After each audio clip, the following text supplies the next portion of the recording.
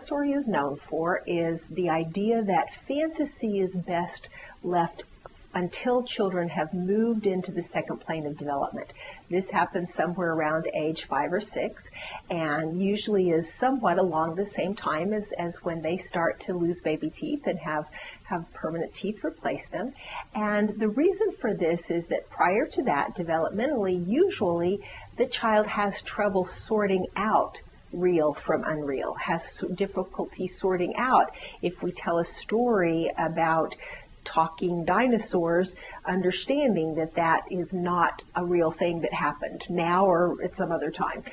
They also have a hard time understanding now and some other time even because of the developmental limitations. But if you're going to take that approach, which I do endorse, I think that you need to be careful and you need to look at the different toys and things like books that you bring into your children's environment. We were talking about things for infants. These would be fun little infant and toddler books.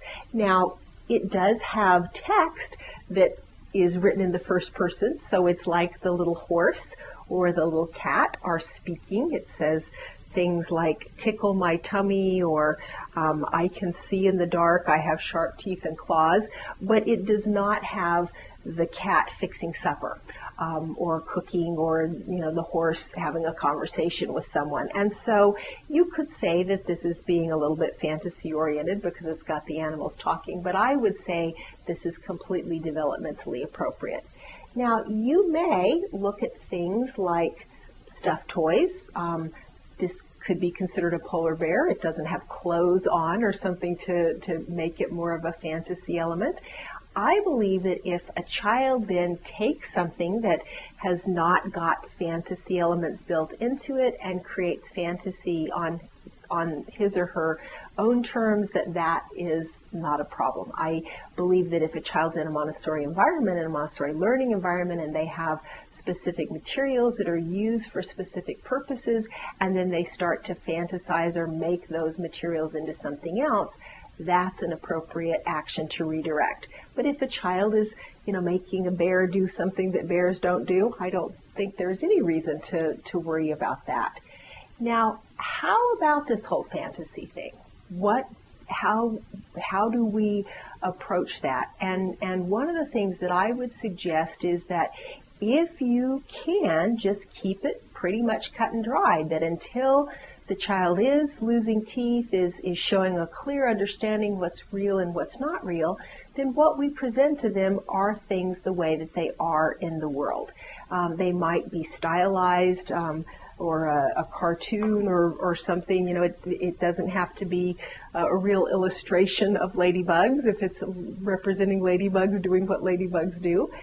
However, if you've got something that is obviously not the way that the real world works. Here we have a little finger puppet that has eyes and a smile, and it sort of looks like the way that it's styled as a puppet, that its little leaves could be arms and you could do little plays with the flowers talking to one another. I have a whole little set here. That is something that I probably would not introduce to a child under the age of 5 or 6. Now, because children, after they get to be about 5 or 6, are very much into acting out little stories and plays and things, they could certainly have a toy like this and have the flowers speak out for us to take care of the earth or whatever they wanted to do to have their flowers have an imaginary time. I think that's just fine.